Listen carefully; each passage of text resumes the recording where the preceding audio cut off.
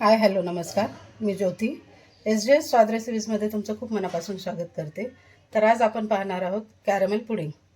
तर त्याच्यासाठी आपण सगळ्यात पहिलं मी अर्धा लिटर दूध घेतलेलं आहे, ते आपण गरम करायला ठेवूया.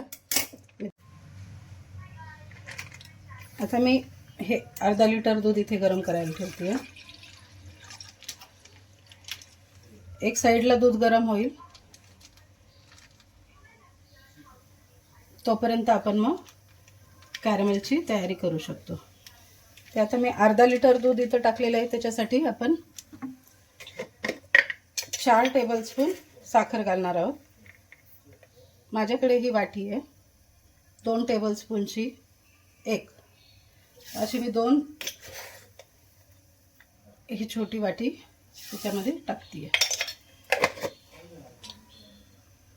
दूध गरम करायला ठेवलं साखर घालून. तर हे दूध अर्ध होईल इथपर्यंत आपल्याला गरम करायचे, त्याची क्वांटिटी अर्धी व्हायला पाहिजे. तोपर्यंत आपण कॅरमेलची तयारी करूया. 1 कप दूध घेतलेलं आहे, नॉर्मल रूम टेम्परेचरचं दूध आहे.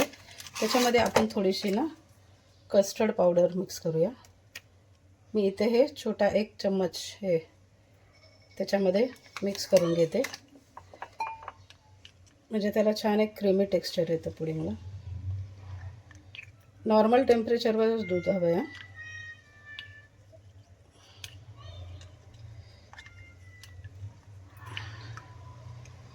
हे कस्टर्ड आपण मिक्स करून आता मी याच्यामध्ये दुधामध्ये ओतून देते, म्हणजे दुधाला पण पटकन घट्टपणा येईल, थिक बनेल आणि टेस्टही छान येते कस्टर्डला. आता एक 5 मिनटं आपण त्याला बॉईल होऊन देऊया, मग मी तुम्हाला दाखवते. आता तुम्ही इथे बघू शकता दूध बऱ्यापैकी छान असं रंगही त्याला खूप छान आला आणि बऱ्यापैकी ते कमी झाले. तर आपण पुढची प्रोसेस बघूया. तोपर्यंत गॅस बंद करून मी हे थोडं थंड व्हायला ठेवते. आता दूध आपलं झालेलं आहे गरम करून. आता दूध थंड होते, थोडं नॉर्मल टेम्प होते, तोपर्यंत आपण पुढची तयारी करूया. इथं मी 2 अंडी घेतलेली आहेत. अंडीसुद्धा रूम टेम्परेचरची हवी आहेत, फ्रीजमध्ये ठेवलेली नको. तुम्हाला जर फ्रीजमध्ये असतील तर ते बनवण्याच्या आधी बाहेर काढून ठेवा, त्याला नॉर्मल टेम्परेचरवर येऊ द्या. त्याला छान फेटून घेऊया. आपण इथे फेटून घेतलं. आता अंडे फेटून झाले. आपण याच्यामध्ये 1 स्पून व्हॅनिला एसेन्स टाकणार आहोत.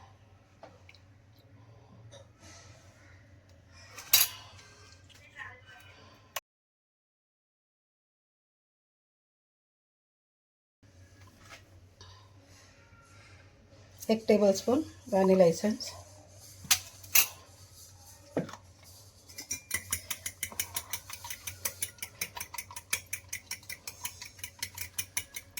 आता याच्यामध्ये गरम केलेलं दूध घालून घेऊया.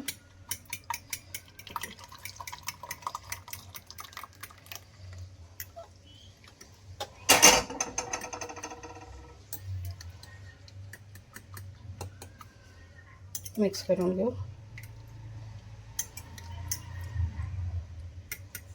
त्या पॅनमध्ये कॅरमलाइज करण्यासाठी साखर ठेवून देऊया. मी इथे हे माझी जी वाटी आहे 2 टेबलस्पून मिळून एक होते ती, असे मी 2 वाट्या टाकते आहे, कारण म्हणजे मी टोटल ही 4 टेबलस्पून साखर टाकली आहे. आता हिला छान असं कॅरमलाइज होऊ देऊया. गॅस खूप फास्टही ठेवू नका किंवा खूप एकदम लो मिडियमवर पण करू नका, नाहीतर त्याचे क्रिस्टल्स तयार होतील.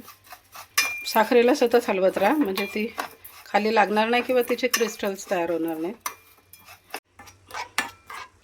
इथं तुम्ही बघू शकता आता साखर छान वितळली आहे, कॅरमलाइज झाली आहे. अजून एखाद्या मिनटात रेडी होईल. जास्त करपू देऊ नका, नाहीतर मग त्याला कडवट असं टेस्ट लागेल. असा कलर आला, साखर त्याच्यातली पूर्ण मेल्ट झाली की उतरून घ्या. राऊंडवाल्या याच्यामध्ये पोर करते. एका स्ट्रेनरने आपण जे हे लावून ठेवलं आहे कॅरमलाइज, त्या जारमध्ये आपल्याला हे घालून घ्यायचं आहे आणि गाळूनच घाला शक्यतो.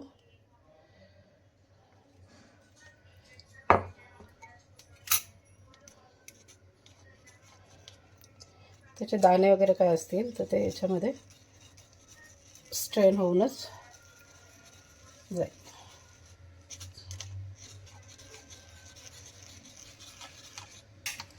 बघू शकता इथे मी आता 3 बाउलमध्ये मी हे फिल करून घेतलेलं आहे. आता हे आपल्याला स्टीम करायला ठेवायचं आहे. तर आपल्याला ते आता स्टीम करायला ठेवायचं आहे. त्यासाठी मी गॅसवर एक पॅन ठेवला.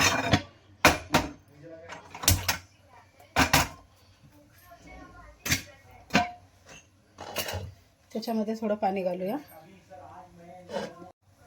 त्याच्यामध्ये थोडं पाणी घालून मी हा असा टिश्यू घेतला आहे. हा टिश्यू खाली ठेवायचा, मी दाखवते तुम्हाला. त्याच्या आधी आपल्याला हे कवर करून घ्यायचं आहे. तर त्याला आपण फॉईल पेपर लावून घेऊया. व्यवस्थित फॉईल पेपरने त्याला कवर करून हवा आत गेली नाही पाहिजे. त्याच्यामध्ये याची स्टीम आहे, स्टीम लागली नाही पाहिजे. व्यवस्थित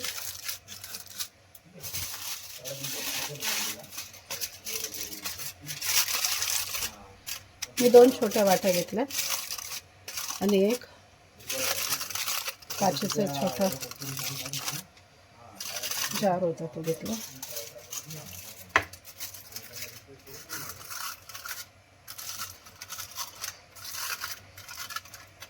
आता मी हे त्याच्यामध्ये मी हे ठेवले. त्याच्यामध्ये आपण फॉईल लावून आणि आता हे आपण झाकून 35 ते 40 मिनटं झाकून ठेवूया. त्याला वाफेवरती स्टीम. पाणी घातलेलं आहे आपण त्याला थोडं, आणि तुम्हाला 35 मिनिटांनी मी दाखवते. अर्धा तास झालेला आहे. आता आपण बघूया झालं का, चेक करूया एखादं वाफ कशी आली. त्याच्यामध्ये टूथपिक किंवा हे इन्सर्ट करून बघा. अजून एक 10 मिनटं तरी ठेवावं लागेल. 10 मिनिटांनी चेक करूया. आता 10 मिनटं झालेले आहेत. आपण बंद करूया आणि त्याला थंड होऊ देऊयात. आता मी हे थंड व्हायला ठेवलं होतं. आता हे थंड झाले. आपण हे काढून घेऊया आणि हे असंच फ्रीजमध्ये थंड करून घेऊया. आता 2 तास झालेले आहेत. 2 तासानंतर मी हे काढून घेतलेलं आहे. तुम्हाला मी उघडून दाखवते.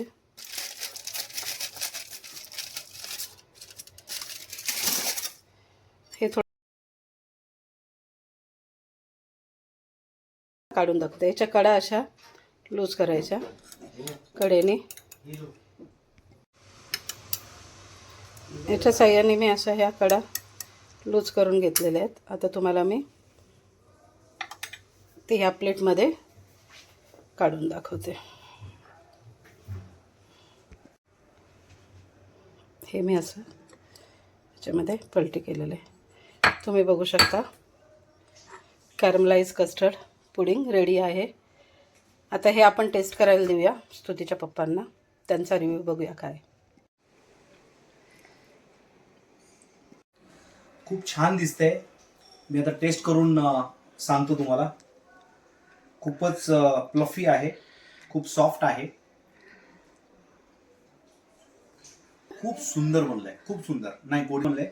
आणि मी कॅरमलाइज कस्टर्ड मला नॉर्मली आवडत नाही, पण इतकं सुंदर बनलंय, इतकं सॉफ्ट आहे. आणि पूर्ण डिश जी आहे मीच संपवणार आहे आज. थँक्यू.